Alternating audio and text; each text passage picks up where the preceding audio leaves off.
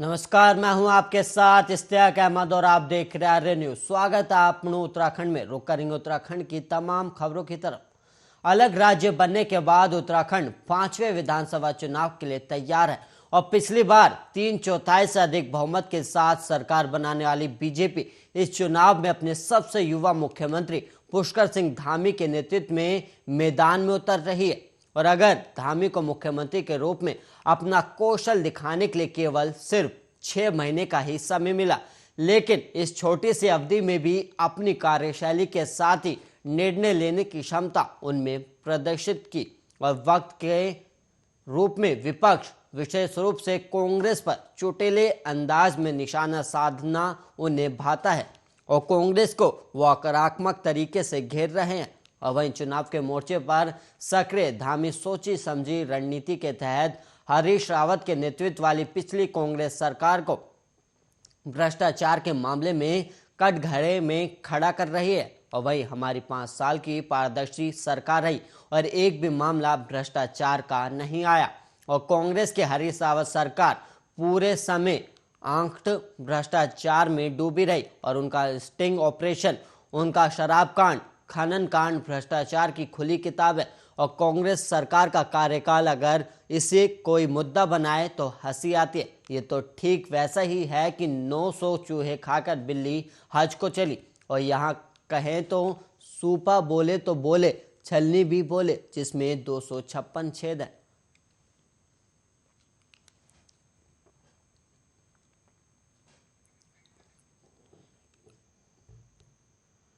चुनावी राजनीति में परिवारवाद हमेशा से ही बड़ा मुद्दा रहा है, लेकिन इस मुद्दे के बावजूद राजनीति में परिवारवादी हावी है और राज्य में सत्तारूढ़ बीजेपी हो या कांग्रेस, दोनों ही दल परिवारवादी की छाया से बाहर नहीं निकल पाए हैं। और वहीं फायदा लेने के लिए सियासी दलों ने भी परिवार को जब चाहा अपनाया और जब चाहा इस मुद्दे पर सियासत भी की और विरासत की सियासत के दम पर राजनीति कर रहे उत्तराधिकारी टिकट की चाहत कर रहे। और वहीं आपको बता दें कि विरासत की सियासत की पड़ताल की गई और परिवारवाद की राजनीति के मामले में कांग्रेस सॉफ्ट टारगेट रही और बीजेपी ने इस मुद्दे पर कांग्रेस पर हमेशा हमला किए। और लेकिन तस्वीर का दूसरा पहलू ये भी है कि वो खुद परिवारवाद की छाया से महफूज नहीं रह पाए। और उत्तराखंड के उपचुनाव इतिहास साक्ष्य है कि जब जब बीजेपी के सामने नया उत्तराधिकारी चुनाव का अवसर आया, उसे राजनीतिक फायदा लेने के लिए परिवार के सदस्य को ही चुना गया।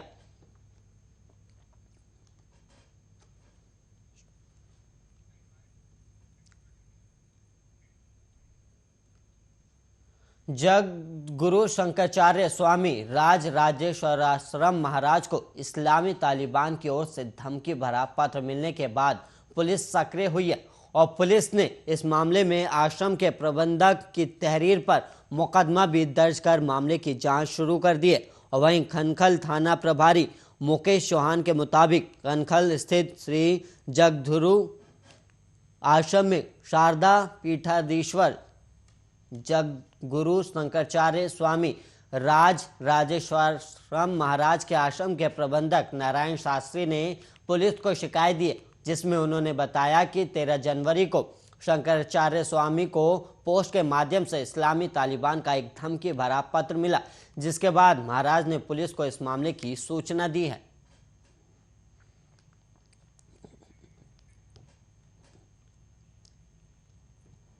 कांग्रेस की स्क्रीनिंग कमेटी ने उत्तराखंड की सभी 70 सीटों पर सहमति बनाकर संभावित उम्मीदवारों का पैनल तैयार कर लिया और शनिवार को होने वाली केंद्रीय चुनाव समिति की वर्चुअल बैठक में नामों पर अंतिम फैसला लिया जाएगा। और पार्टी फिलहाल 40 नामों की ही घोषणा करने जा रही। और वहीं सूत्र बताते हैं कि ऐसा रणनीति के तहत किया जा रहा है ताकि टिकट मिलने के बाद किसी के पाला बदलने से फजीहत ना हो। और कुछ सीटों पर पार्टी अब भी किसी के आने का इंतजार कर रही है। और चुनाव अभियान समिति के अध्यक्ष हरीश रावत ने अब भी स्क्रीनिंग समिति के सामने अपनी सीट का खुलासा नहीं किया।